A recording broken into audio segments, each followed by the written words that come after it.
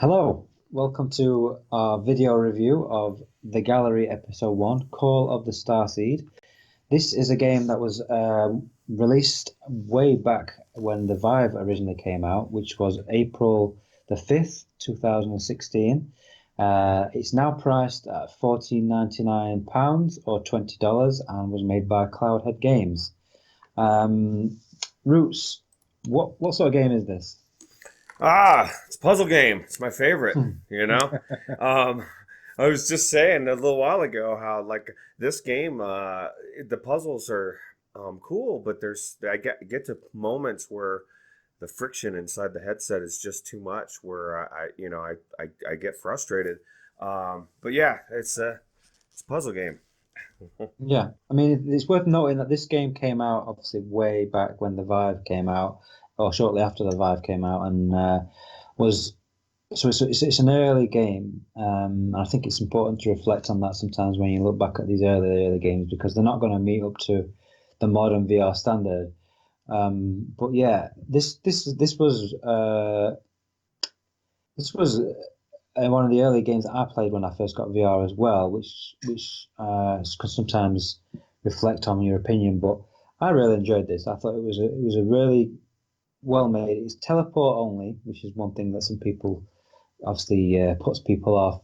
But you start off, you kind of like on this island. You're on the coast, and you can go down. You can pick up fireworks, and I think that's one of the good things about this is the interactivity that they added. You can pick up pretty much any object, fire off fireworks. You've got lots of literature that you can read. You've got these tapes that you can pick up, and you can slide a tape into the tape deck. It's got really good positional sound as well, so you can pick up the tape player, put it next to your ear, and you can actually hear what's being said. There is a story behind this, which we may talk about a little bit later on as spoilers, but the basic premise is that you're trying to find your sister, and she's disappeared, and you're tracking her last known location, and you keep finding these tapes, and she's talking in the tapes and giving you bits of information which sometimes help you to progress through the game. Wes, what sort? Obviously it's a puzzle game. What sort of puzzle game is it? How would you describe the puzzles in this game? I would describe this game as a story driven puzzle adventure. It isn't a hardcore puzzler like some of the other games, Talos Principle, abduction type games, but this is very much a story driven adventure with puzzles, especially this episode one.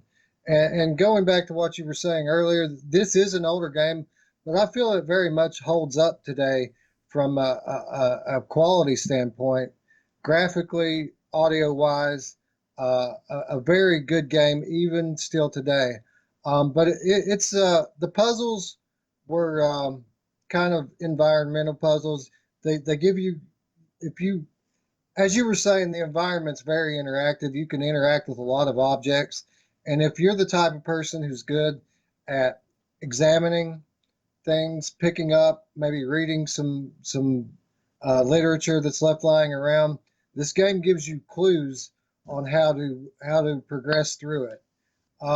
So yeah, all in all, I would call it a moderate difficulty puzzle game. I may have gotten stuck for 5 or 10 minutes here and there, but nothing too difficult. And it all revolves around the story, and it's all quite fun, in my opinion. Yeah, we're going to go over some spoiler stuff at the end of the video, so don't worry, we'll give you plenty of warning and talk more specifics about the actual puzzles themselves. But yeah, they definitely there's a lot of environmental stuff, um, which we can't really say because the game revolves around these puzzles. I don't want to really spoil any of them. You need to figure them out for yourselves. But yeah, I actually enjoyed the puzzle side of things. It's very difficult to talk without spoiling it. But let's move on to the graphics. Roos, visually, obviously, this is a game you actually played very recently. You only played it a couple of days ago.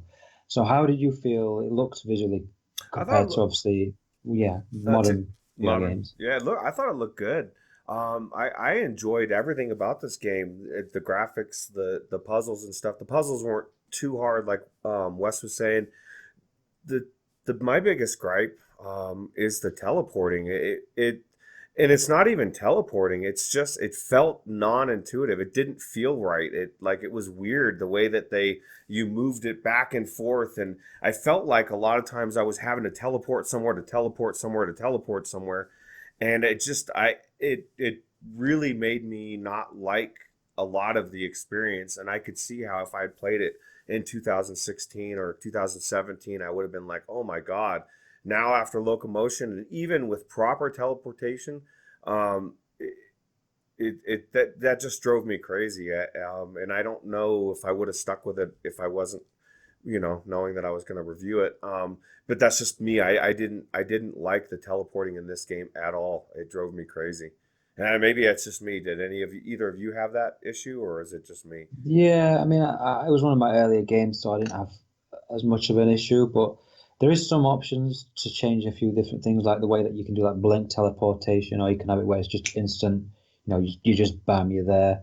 Um, but yeah, it is teleport, so there's no way of getting around. There's no smooth locomotion, and it does feel a bit restrictive. I just find sometimes the teleportation when you get someone when you go near something, but you just want to be like a little bit further over, but you can't. So then you either got to move in your room, or you've got to like just fire right next to you, and it can be quite frustrating. But I think that's one of the main negatives of this. The other one will probably be the length. It took me about 1.5 hours. I don't know how long it took you guys, but it's not a particularly long game. Roots, how long did it take you to take? It's somewhere around there, about an hour and a half, probably. Yeah, yeah, and it's £14.99, it's $20. So obviously that's again personal preference and whether you think it's worth that. I think it's probably a touch overpriced, bearing in mind how old this game is. I'd say it probably needs lowering a little bit. You can pick it up on a sale a lot, so it does pop up on a sale. I actually bought this on a sale for about 50% off, half price. So keep an eye out for it at that price. I'd say it's worth more, picking up more on that cheaper price personally. Like I did mention earlier about the sound. Obviously, you've got the sound. It's got. This is one of the first games like with spatial audio. So Wes, did you notice this with the positional audio of the when you pull a tape up and things like that? 100%. The audio as well as the graphics in this game are very, very well done. Uh, a lot of things in the environment, like you just saw, these birds fly over. You can hear stuff like that, and everything is where it sounds like it is. So yeah, 100% impressed with the audio and the visuals of it. Um, yeah, yeah, very, very well done. Even today, it holds up by today's standards. It's all very well done. Yeah, I definitely enjoyed it. There's one puzzle. I want to know if you guys have the problem with this. I'm not going to spoil it for anyone, so don't worry. But the very last puzzle with the fuses, I had some real issues with that puzzle trying to get the fuses to fit in to the slots. Did you guys have this problem? Uh, I'm sorry. Go ahead, I Ruth. was just gonna say after I caught him, yeah. It was very. I mean, that was actually earlier, but yeah, it was definitely very. They just wouldn't go into the holes. I was putting them in and they weren't clicking in. And I was constantly having to twist them and stand in there. And I was trying my best to get them in the holes and they just would not go in. And that was the last puzzle. So it kind of left me a little bit frustrated because obviously I spent all this time literally just trying to mess about because you've got to keep moving them around and get them in a certain order. And when you're struggling just to do something basic, like just put them in the hole that they need to be in, I just wondered if that was just a glitch on my end or whether you guys had that problem as well. I don't particularly remember that as being a problem. I do. It's been a while since I played this game. I bought this one of the first games that I picked up when I got my Rift, and I basically picked this one up just so I can have the story going into the second one, which is the one most people recommend. But I do remember something frustrating me about that puzzle. I don't know if it was just the difficulty of it or if it was like you said, some kind of a mechanic problem with getting the fuses into the holes. But I don't remember that. If that was the case, I don't remember that specifically. Yeah, me neither. Okay, must have just been me. Yeah, I don't think there's much more to say on that without going to spoilers. So, do we want to just wrap our summary up? So, Roots, do you recommend this at the price it is at? Not at that price. Two things. I mean, I just think, like you said, I think it's now it's a bit overpriced. It should be $10. $10, it's a no brainer, and I think that's what it goes for when it's on sale. So I know that's going to kind of not be good when it's on sale, but you're definitely going to get people into the game. And I think it was you, Wes, or maybe it was Alex, I don't know, when we were talking about this, and you told me, you literally said, and I agree with this, you have to play number one so you know what's going on in number two. And if you don't play number two, then you're making a mistake. So that's just my opinion. So. Okay, Wes, what do you think? I would largely agree. $20 is too much to pay for this alone, but I don't think you should buy this alone. It's bundled all the time with episode 2, and you can normally get both of them for around $20 or $25. So if I'm going to recommend to someone to buy this, that's the way I think that they should buy it. They should just buy it as a package with the second game, because that's where the real payoff is, in my opinion, is when you get into the second one. That's a good point, definitely. There's nothing else really to say on that. I agree. I agree with what Wes said. Actually, pick up the bundle, or try and wait for a sale. But I don't think it's worth the full asking price as it is, just because it's a shorter game. It's an older game. It's a good game. I recommend it, but I just think you need to maybe pay a little bit less for it. No, it's like Anthony always says, like, what can you get for $20? Like, you can get a Shadow Point. It's a puzzle game that just came out from Oculus Studios with Patrick Stewart.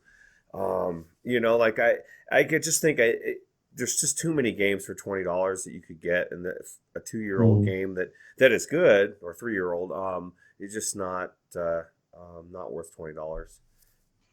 Okay, so that wraps up the review. Recommended on a sale. That's what I'll say. Go on. What were we gonna say? Oh, so we're still doing spoilers, right? Yeah. I was just wrapping up the review side. Yeah, so we'll go to spoilers now. So sorry. So if you've already played the game and you don't mind spoilers, or you don't mind spoilers anyway, then stay tuned. Otherwise, click off and don't watch anymore or listen anymore to the review. Okay. Turn it off now. You have been warned. Warning. Okay, so let's talk spoilers then. So let's talk about the puzzles first, because obviously there's not loads of puzzles. I mean, what is it, about 5 different puzzles in this?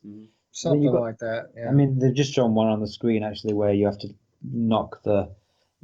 throw something to knock the thing down. That's kind of a puzzle.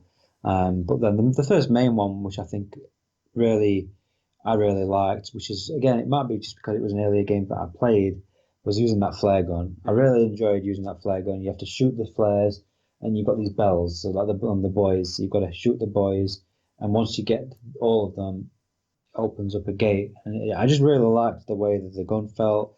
You have like the reload. You have to reload the flares in there. I think that was actually probably weirdly my favorite puzzle, but like I say, this could be clouded because of the fact it wasn't one of my earlier. When you first get into VR, it's difficult to not be wowed by everything. So just firing a flare gun, feels cool. But I really enjoyed that puzzle. Once you go from there, where is it? You go into the sewers. Is that right, Wes? Well, you go back to the beginning where there's that cooler on the string. When you first come into the game, there's this cooler here, and as you approach it, it's on a rope and it raises up. Oh yeah, that's right. And then after you get through the little makeshift home or dormitory area there, you shoot the bells, which I enjoyed a lot too. It was one of my favorite parts, especially to hit that last one that was really far away was kind of difficult. But after you shoot those bells, you can go back to that cooler, and the cooler has now dropped for you. And inside the cooler, there's a crank. and then you use that crank to open up the sewer gate. Oh yeah, that's right. And then you meet that guy behind the gate, and then you go through the sewer. Um, Roots, what did you have any standout puzzles that you enjoyed, or was it? I just thought everything puzzle wise was pretty cool because they, like you said, they weren't that difficult, but they relied on just looking around and seeing what's going on. Like it showed earlier in the video, where it had the Morse code, and you kind of had to figure out different things on that. And I just figure I really liked it. The only one I didn't care for them that much was the last puzzle.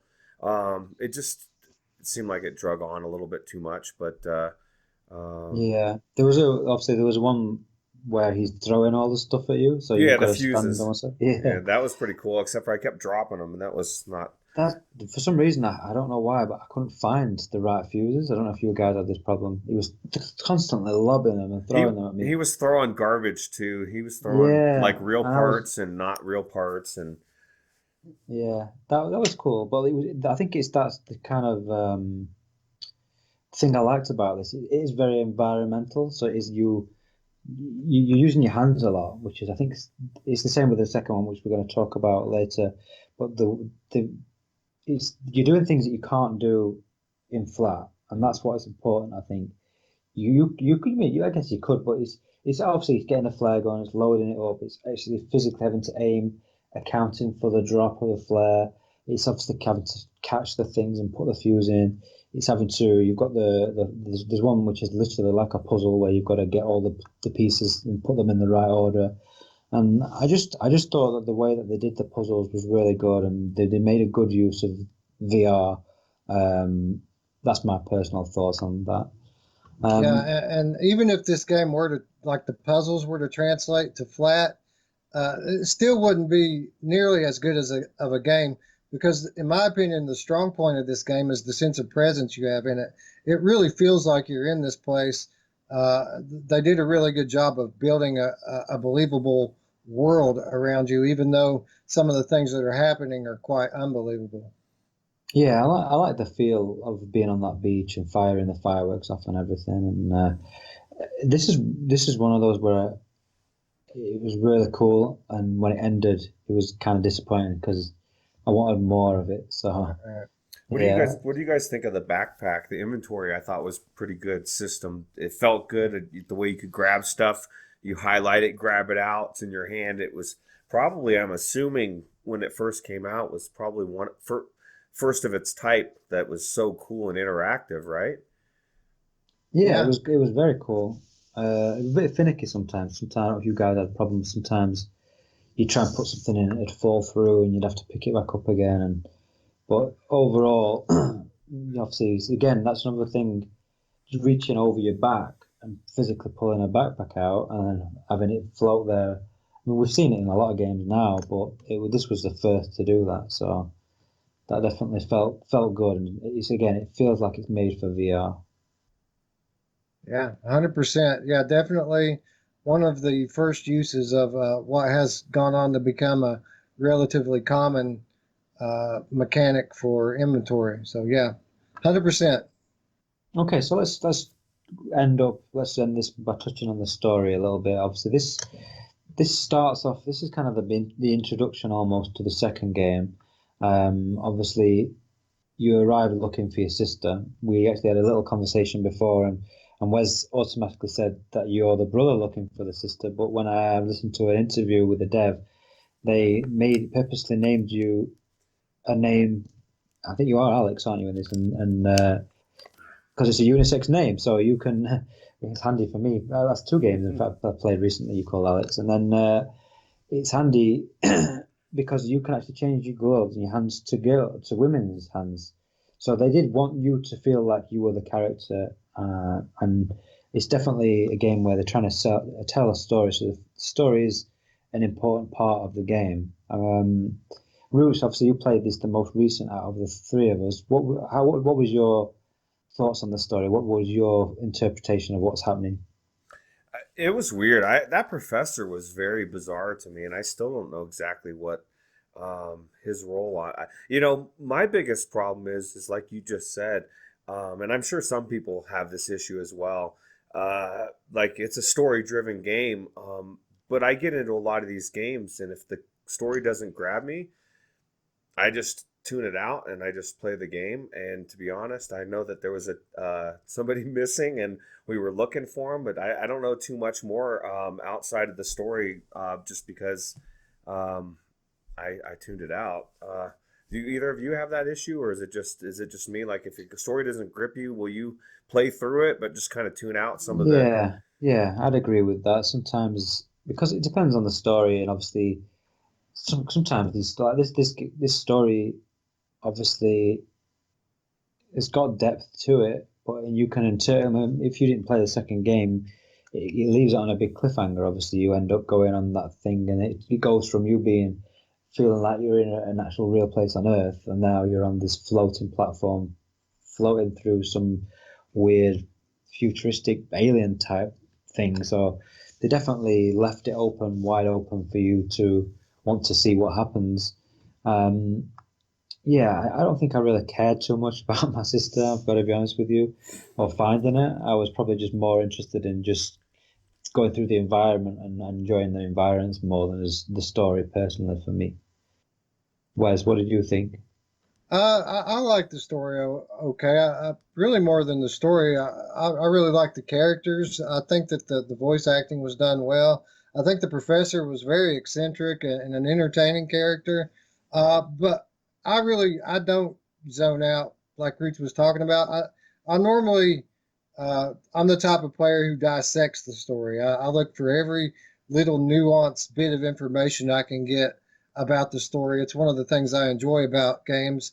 And as far as bad ones, I don't play a whole lot of bad games. I generally know going into a game that it's a good one. It's been reviewed, and people have already told me that it was good. So that's why I bought it. Now that may change now that I'm a content creator on YouTube and I'm trying new games to tell others whether or not they're good. But very much during the era that I was playing these games, I already knew that it was a good game going in. And yeah, anything story driven, I'm dissecting the story. I'm not tuning it out. But I enjoyed the story overall. It was pretty good. Uh, Definitely takes a different turn after this game when you get into episode 2. A very nuanced, sometimes difficult to follow story in the next episode, but we'll talk about that more later. Yeah, I think we should finish it up there then. Yeah, obviously, if you're listening at this point, you've probably already played the game, so you already know what the game's like. But yeah, we're going to talk about the second game in a separate video and do a separate review of that. So if you are new to the channel and you've just found this video, make sure you subscribe, like, and check out. We were going to release the review probably the next day of the second episode. We're also trying to build up a little bit of a community, so check up the description. We'll leave a link to our Discord. If you're into VR games, we're just all about VR games, and we're hoping to build up a bit of a library of go through all old games, new games, and review them and talk about them. So if you like what you see, hit like, subscribe. If not, you can hit dislike, no problem. But that'll do for this one. Anyone else got anything to say quickly before we leave? Nope. I think that covers it. That covers it. Okay. Later. All right. Bye-bye. Take it easy.